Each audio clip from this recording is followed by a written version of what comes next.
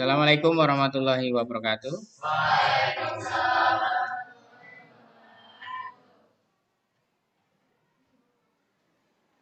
Baik, IPS 3 ya. Kita mulai pada materi pembelajaran. Pada kali ini kita membahas KD 3.3 ya. Nanti dalam materi ini sebagai pedoman untuk kalian Bapak berikan tugas ya, tugas kelompok. Tugas kelompoknya nanti wawancara terhadap narasumber. Ya nanti itu ya jam kedua. Yang jam pertama ini kita bahas dulu mengenai ketenaga kerjaan. Nah, kita awali dengan pengertian ketenaga kerjaan. Nih, kalau kalian ketahui bahwa dalam Undang-Undang Republik Indonesia Nomor 13 ya, tahun 2003 tentang ketenaga kerjaan.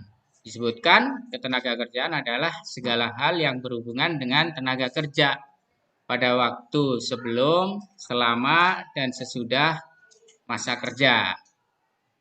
Tenaga kerja dapat pula kita bagi dalam dua kelompok, yakni kelompok angkatan kerja dan kelompok bukan angkatan kerja. Angkatan kerja adalah penduduk dalam usia kerja 15 tahun ke atas, ya, baik yang bekerja maupun yang tidak bekerja. Kelompok ini biasa disebut sebagai kelompok usia produktif. Nah, kalian usianya berapa? 16. Berarti termasuk dalam usia produktif. Tapi apakah angkatan kerja atau bukan angkatan kerja? Kalian adalah angkatan kerja atau bukan angkatan kerja? Bukan angkatan kerja. Emang kalian sudah siap untuk bekerja? Nah, tuh. Makanya di situ bahwa karena kalian masih sekolah, walaupun masuk dalam usia produktif, 16 tahun, 17 tahun tuh usia produktif ya.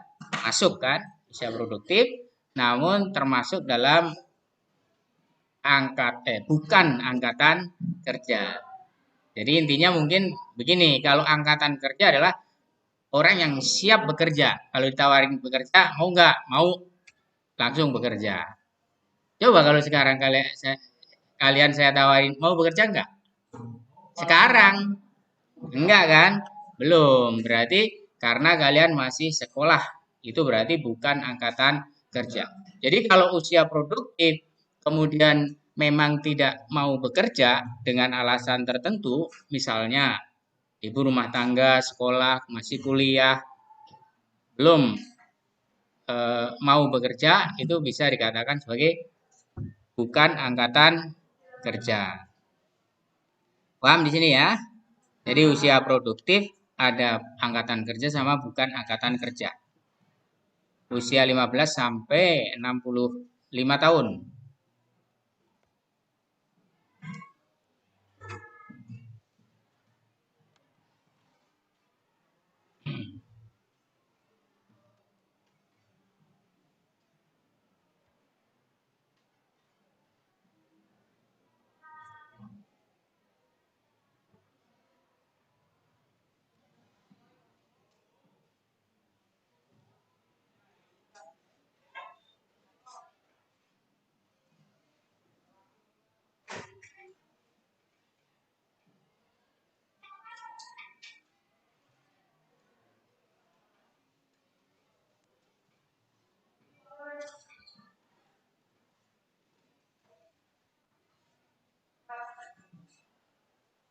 Nah,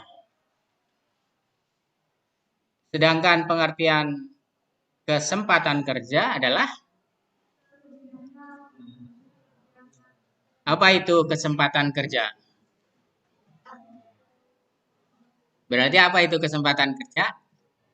Yaitu lowongan pekerjaan, ya kan? Karena di sini tersedianya lapangan kerja atau tersedianya lapangan kerja itu lowongan pekerjaan. Kalau menurut kalian antara kesempatan kerja dengan angkatan kerja banyakan mana? Banyakan angkatan kerja, udah jelas tuh ya. Angkatan kerjanya yang mau melamar membutuhkan pekerjaan banyak, sedangkan lowongan pekerjaannya sedikit. Lebih banyak angkatan kerjanya. Terjadi masalah nggak? Apa masalahnya? Pengangguran. Nah, itulah secara ekonomi makro ya negara itu mengatasi permasalahan ini, pengangguran. Nah, setiap tahun siapa siapa yang bisa atau kita lihat ya setiap tahun itu lulusan dari S1 ya D D D D4, D3 atau D2 kalau masih ada lulusan SMK, SMA berapa jumlahnya? Iya, banyak ya. Nah, itulah apakah tersedia dengan angkatan kerja tersebut tersedia nggak lapangan pekerjaannya? Enggak kan? Nah, itu menjadikan masalah kalau kalau tidak diatasi secara makroekonomi. Setiap tahun akan menumpuk. Nah, kalau semakin banyak penganggurannya, masalah nggak perekonomian?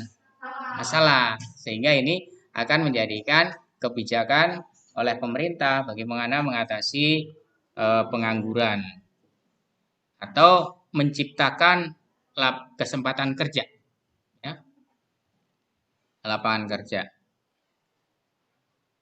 Kemudian upaya meningkatkan kualitas tenaga kerja, ya, karena terjadi antara kesempatan kerja itu sedikit, sedangkan angkatan kerjanya banyak, ya, berarti di situ pasti ada persaingan.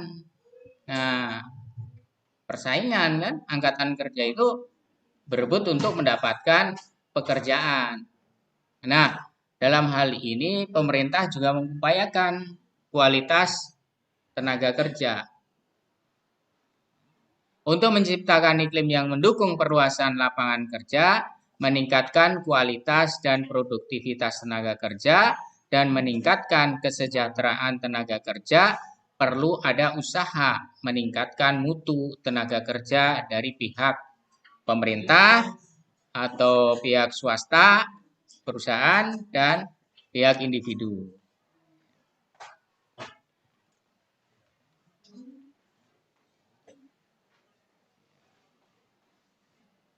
Sampai sini bisa dimengerti ya? Bisa? Ya. Jadi tadi munculnya kesempatan kerja yang sedikit, sedangkan angkatan kerja begitu banyak, itu menimbulkan permasalahan ekonomi secara makro. Ya. Sehingga upaya tersebut harus ada kebijakan pemerintah atau dari swasta atau dari individu tersebut membuat tenaga kerja itu biar berkualitas. Ya. Sehingga kalau secara pemerintah nih meningkatkan kualitas tenaga kerja, bagaimana? Bagaimana pemerintah meningkatkan kualitas tenaga kerja? Apa?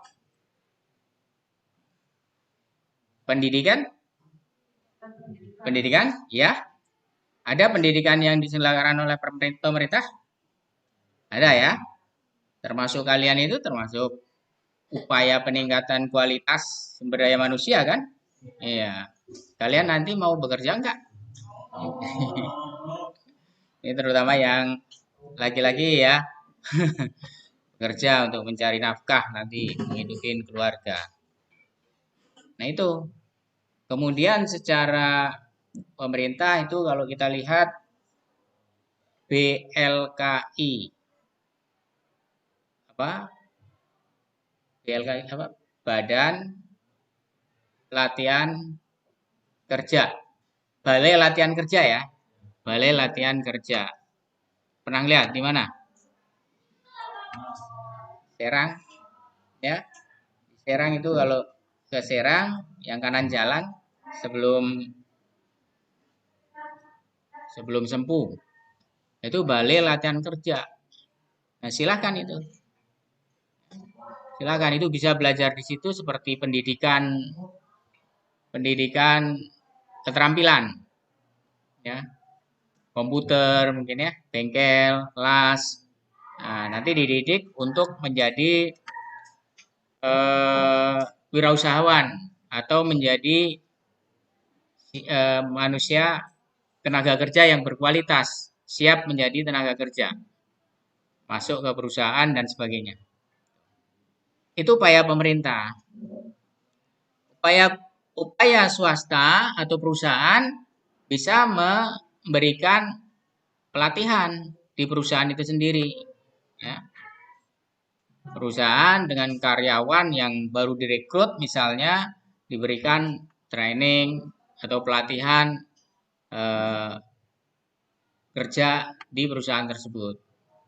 Kemudian secara individu bisa meningkatkan dengan kursus-kursus, ya, kursus-kursus di swasta. Kalau dulu misalnya kursus komputer, ya, kursus dulu ada untuk menjahit gitu ya. Nah, mungkin ini gambar ini termasuk daripada meningkatkan kualitas tenaga kerja. Ya, komputerisasi. Nah,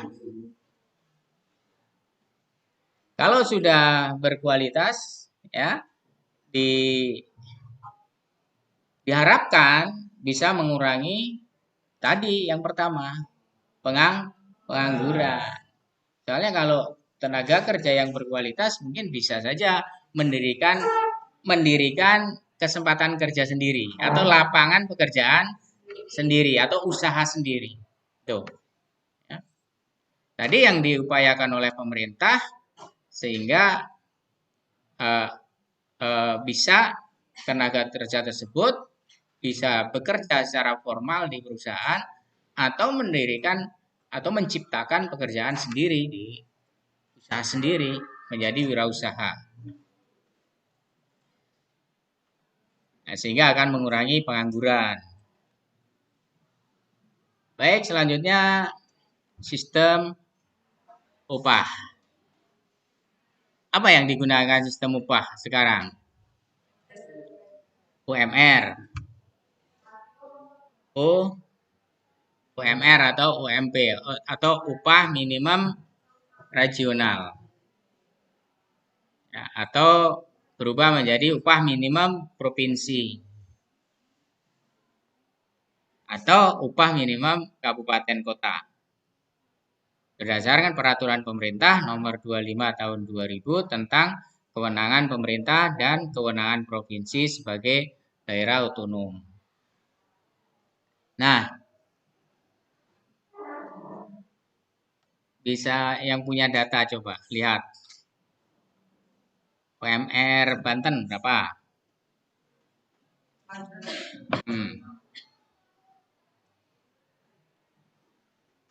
UMR Provinsi Banten.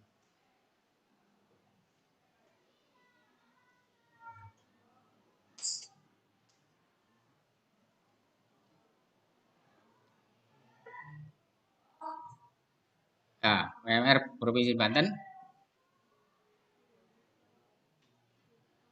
Ada? Ada yang mendapatkan informasi?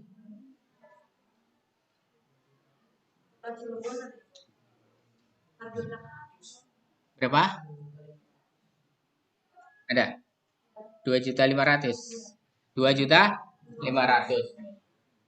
2.500.000. Ini provinsi.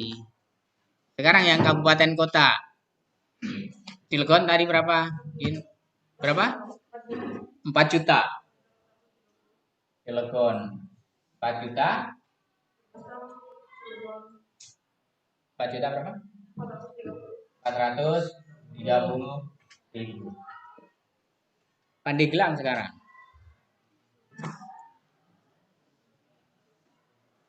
Pandeglang berapa?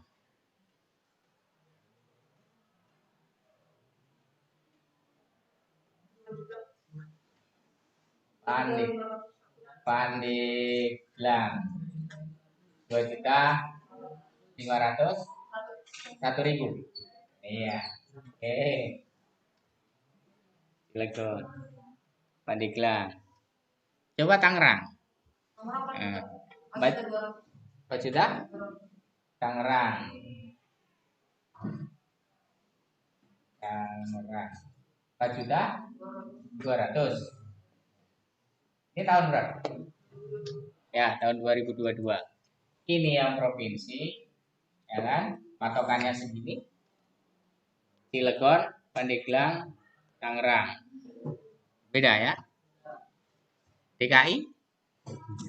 Di luar Banten ada DKI berapa? Iya 4 juta berapa? Coba dilihat. Karena Tangerang sudah mendekati ya. 4 juta 600. Ini DKI. 4 juta 600. Oke, 4 juta 600. Terus apa yang kalian bisa simpulkan dari situ? Simpulannya UMR Pandeglang. Nah, terus apa lagi?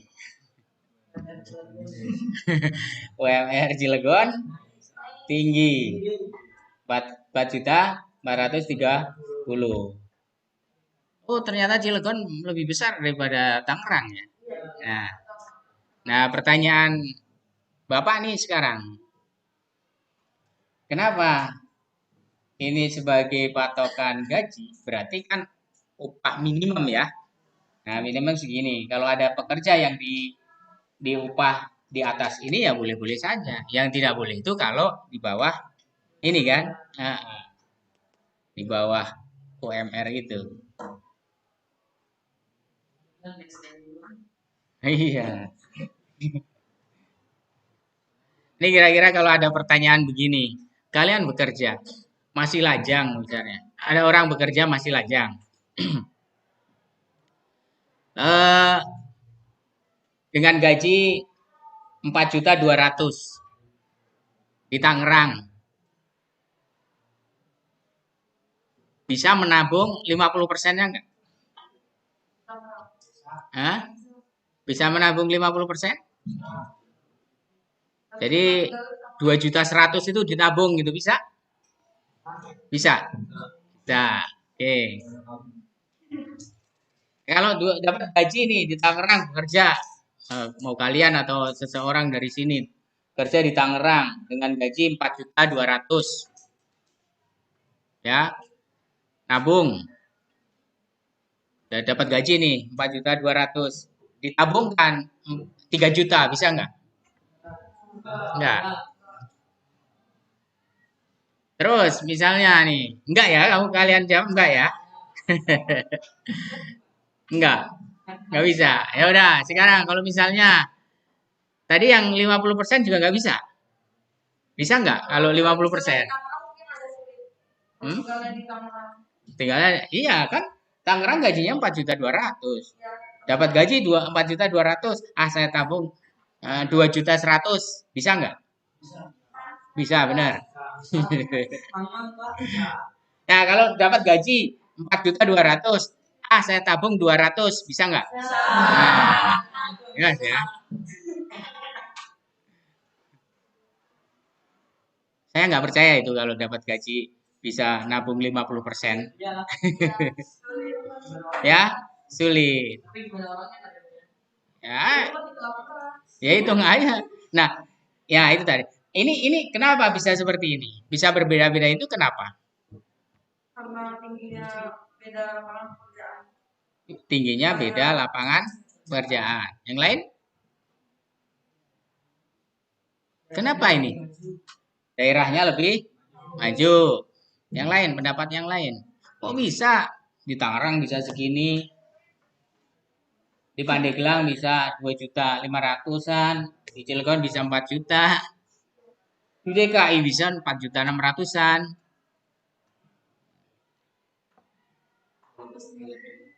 Kualitas tenaga kerjanya Dari sini bisa nggak ke Jakarta bekerja? Bisa ya. Berarti dari sini berkualitas. Ayo, apalagi kualitas tenaga kerjanya? Apalagi? Kenapa kok beda-beda? Nah, teknologi lebih canggih, hiburannya kali yang banyak di kota. Malah kota besar kan godaannya yang banyak. Apa kira-kira? Ya tadi aja eh, ilustrasi sebagai pancingannya. Dapat gaji di Pandeglang 2.500.000. Saya tabungkan 1 juta bisa nggak? Bisa, benar. Kenapa kok bisa? Memang cukup. Memang cukup. Memang cukup 1.500.000. Hah? Cukup kalau makan numpang orang tua, tidur numpang orang tua, gitu kan? Nah, mandi numpang orang tua, cuci numpang orang tua, cukup. Listrik numpang orang tua, ya, cukup, cukup kalau begitu. Nah, ini kalau misalnya begini, hidup walaupun masih lajang sendiri, tapi hidupnya tempat tinggal sendiri, cukup nggak? Nah, bisa nabung 1 juta sebulan nggak? Nah, nah, sehingga kenapa? Kenapa ini? Kok bisa seperti ini? Pemerintah menentukan UMR, kok bisa kenapa? Apa alasan? Hah? Patokannya ini apa sih patokannya? Segini nih. Patokannya apa? Di Cilegon apa? Di Tangerang apa? Di Pandeglang apa?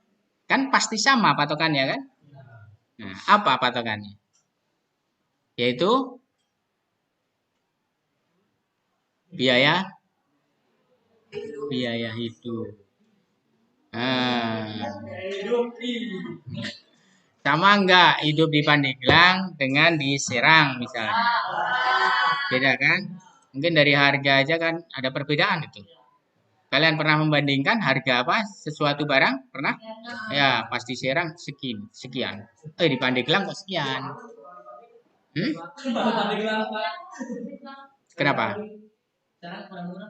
Oh, itu Serang murah. Iya makanya artinya begini. Kenapa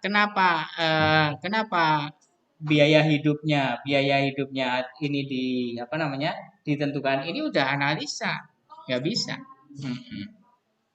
Memang kadang kenyataan kadang di sana lebih murah daripada di sini ya, gitu. Nah, tapi ini kan sudah analisa biaya hidupnya bukan hanya barang ininya, gitu. Mungkin biaya makannya lebih murah kali, ya kan? Kalau barang-barang kebutuhan yang lain mahal, makannya murah di Pandeglang daripada di sana. Kemudian di Tangerang juga berbeda, ya. Itu standar biaya hidup di tempat tersebut sehingga eh, dirumuskan sekian gitu. Angka 4.600.000-an di DKI itu sudah angka standar minimum itu sendiri. Di sana tempat tinggal pasti mahal, ya kan? Eh, air, kemudian nanti listrik, kemudian kebutuhan sehari-hari, kemudian transportasi. Nah, itu dihitung begitu. Ilustrasikan sekarang. Ilustrasikan ya. Nih, tadi pertanyaan bisa nabung 50% dengan gaji UMR, ilustrasikan sekarang. Kalian makan satu hari berapa ribu? Di rata-rata aja. 50. 50 kali 30 berapa? 50.000 kali 30. 1.000, 1.500.000. Itu makan saja. Iya kan? Itu kalau 50.000 dari pagi sampai sore sudah bekerja nih. Kalau nggak makan mau dikurangi saya 2 kali aja makannya. Ya kan tenaga nanti. Belum vitamin untuk menjaga kesehatan kan gitu. Itu udah 1.500.000. Sekarang tempat tinggal. Nah, tadi jangan jangan numpang ya. Tempat tinggalnya adalah tempat tinggal sendiri. Kontrak 500.000 sudah 2 juta. Hmm? Ya, makanya kalian masih enak kan, masih numpang orang tua gitu. Bahkan kalau ke sekolah masih dikasih uang jajan. Tuh, 1.500.000 tempat tinggal taruh satu kamar 500.000 kos-kosan. Udah 2 juta.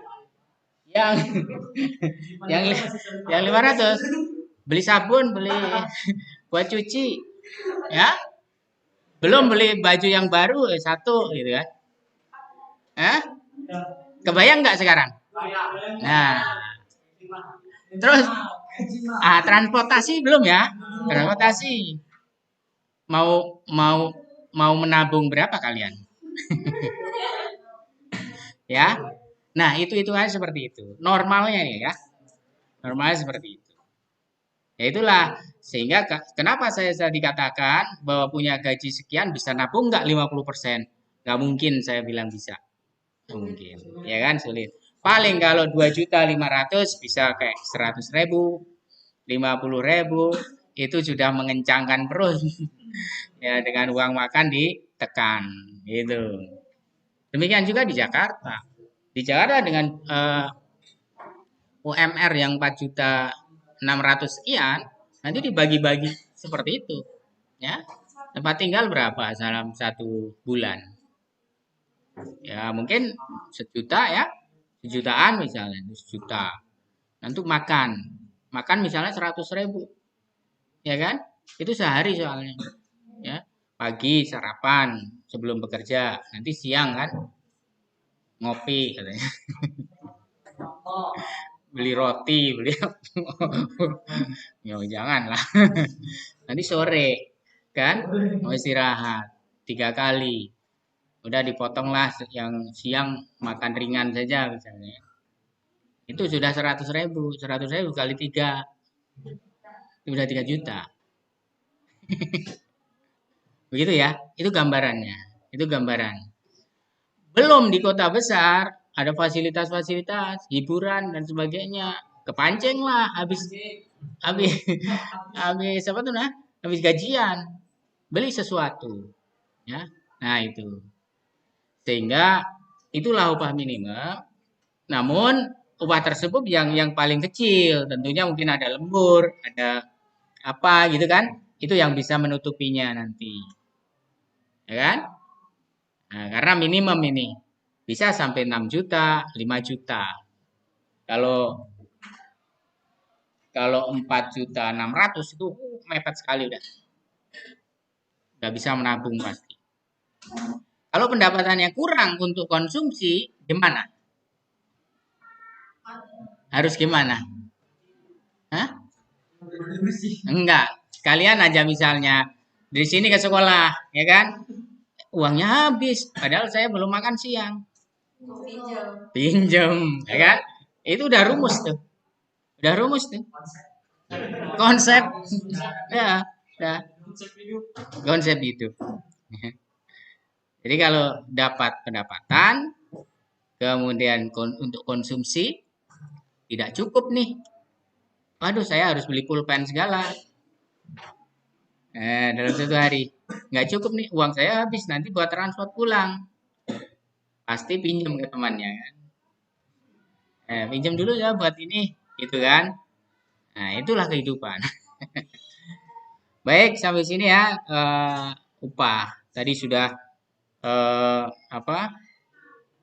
Angkatan kerja, kesempatan kerja, kemudian ada kualitas tenaga kerja, kemudian upah. Ini upah minimum. Tapi nanti misalnya dibilang kerjanya sudah agak lama, kemudian prestasi bisa aja 3 juta gitu kan. Di Jakarta juga sama. Ada lembur dan sebagainya bisa 6 juta gitu. Sehingga mungkin ada sisa untuk menabung. Kalau masuk UMR Saya rasa masih. Nah, jangan sampai seperti ini nih. Ini kira-kira ekspresinya bagaimana ini? Hah? Ya, pengangguran, penduduk yang tidak bekerja sedang mencari pekerjaan atau sedang mempersiapkan suatu usaha yang baru. Nah, bisa jadi ini berpikir bahwa modal saya baru 100 juta, padahal yang dibutuhkan 150 gitu. Dari mana ini mencari tambahannya gitu ya? Itu, jadi pengangguran, jangan sampai menjadi pengangguran yang lama. Nah, ada 4 jenis pengangguran dari faktor penyebabnya adalah pengangguran konjungtur atau siklis. Itu keadaan ekonomi suatu negara, keadaan ekonomi negaranya sulit, ya depresi, itu banyak pengangguran. Disebut sebagai pengangguran siklis. Nanti negara memberikan kebijakan, kemampuan ekonomi lagi naik, ya pengangguran berkurang, itu siklis namanya, siklus konjungtur. Dan pengangguran struktural itu terjadi karena perubahan struktur, misalnya nih agraris menjadi industrialisasi. Agraris pertanian, perkebunan tuh ya, orang bekerja di situ dirubah menjadi kawasan industri misalnya. Nah, yang tadinya bertani ya menganggur dulu, harus menyesuaikan, harus bisa dulu bekerja di industri. Nah, selama menganggur tersebut dikatakan sebagai pengangguran struktural. Kemudian kalau pengangguran friksional itu lebih ke mencari pekerjaan yang layak. Dia bekerja, tapi tidak sesuai. Misalnya, sarjana S1 bekerja menjadi sales, ya misal, jadi sales. Kemudian, kayaknya tidak cocok. Saya berhenti jadi sales, mau bekerja di perusahaan yang lain. Nah, itu pengangguran friksional. Ya, selama menunggu pekerjaan yang baru yang diinginkan, itu menganggur, tidak bekerja, itu pengangguran friksional. Pengangguran musiman gimana? Musiman? Ya? Ya, atau pas musim saja kerjanya. Petani padi itu kan musiman ya. Karena misalnya wilayahnya tak ada hujan, karena kalau ada hujan aja ada air, sehingga dia melaksanakan pertanian cocok tanam padi misalnya. Pas musim kemarau kan nggak bisa, nganggur. Itu pengangguran musiman. Contohnya seperti itulah, ya musim tertentu. Atau pekerja proyek tuh, musim ada proyek bangunan misalnya ya. Pas ada bangunan dia bekerja, kalau nggak ada ya udah nggak kerja. Itu musiman.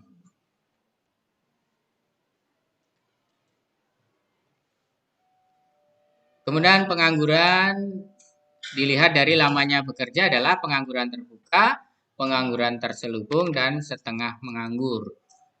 Nah, nanti bisa dibaca di buku ini. Artinya mungkin bisa dilihat dari jam kerjanya yang kurang, itu setengah menganggur, atau dilihat dari tadi dari waktu ya, atau dari gaji.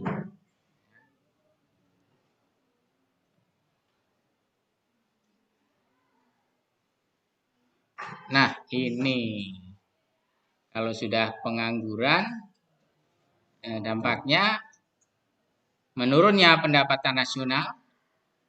Kenapa menurun pendapatan nasionalnya? Dampak pengangguran, kenapa pendapatan nasional menurun?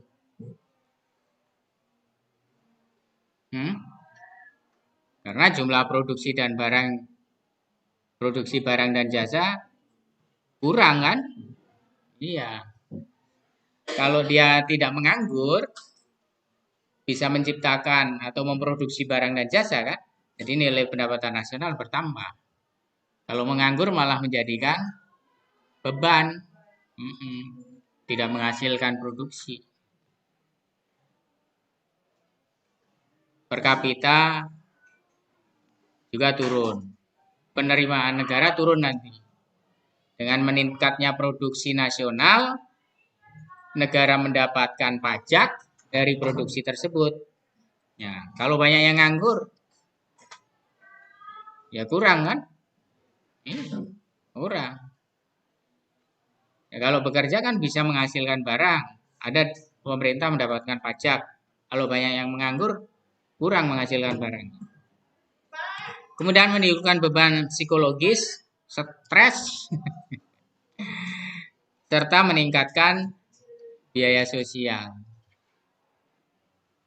Ya kalau oleh negara, siapa yang nganggur nih? Gaji. Ya, sekarang kan negara baru mampu memberikan bantuan langsung tunai itu untuk siapa? Yang berhak. Yang berhak mendapatkan bantuan langsung tunai itu untuk siapa? Kan orang tua-tua kan? Nah, berarti usia non produktif kan? Nah, usia produktif menganggur. Nah, itu yang menjadikan beban.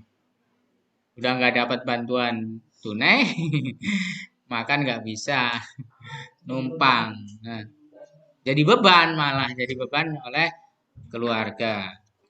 Oke, makanya kalian nanti persiapkan sekolah ini untuk meningkatkan kualitas tenaga kerja, kualitas sumber daya manusia. Ini termasuk kalian ini, ya, meningkatkan kualitas sumber daya manusia, jangan sampai menganggur. Nantinya setelah lulus SMA bisa harus kuliah dulu, ya. Setelah kuliah nanti yang benar, kemudian nanti bisa setelah kuliah mendapatkan bekerja. Jangan lama-lama menganggur, stres. Coba kalian libur 2 minggu aja sudah kangen sama temannya, ya kan? Nah, iya enggak? Iya, apalagi sebulan, 2 minggu, 2 bulan stres di rumah terus, tidak ada aktivitas. Ya, makanya persiapkan ya dari sekarang ya. Kalian kalian kelas 11, kelas 12 nanti kemudian keluar kuliah. Iya, yang benar-benar kemudian mudah-mudahan nanti langsung mendapatkan pekerjaan. Jangan lama-lama menganggur tuh nggak enak. Nah, mungkin sampai situ untuk pembelajaran ketenaga kerjaan. Assalamualaikum warahmatullahi wabarakatuh.